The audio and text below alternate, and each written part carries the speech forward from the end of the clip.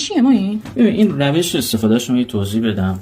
اینو باید درش رو باز کنیم به این شکل، بعد که آوردیم بیرون یه مقداری با فندک اینطوری حرارت میدیم تا همینقدر کافیه. بعد اینو من قبلا آموزشش رو داخل پیج گذاشتم. الان این خط و خشا پیداست؟ آره پیداست. خب اینو نگاه کن، یه چیز شبیه به معجزه میمونه. کیف قدیمی منه. آره. بعد با یه پد پولیش میکنیم. آره همه رو برد. الان همین الان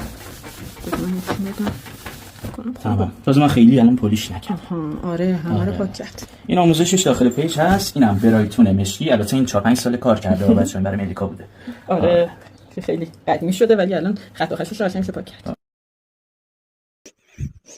اینو بوی چیه بیشرف که تریاک کشیده اینجا.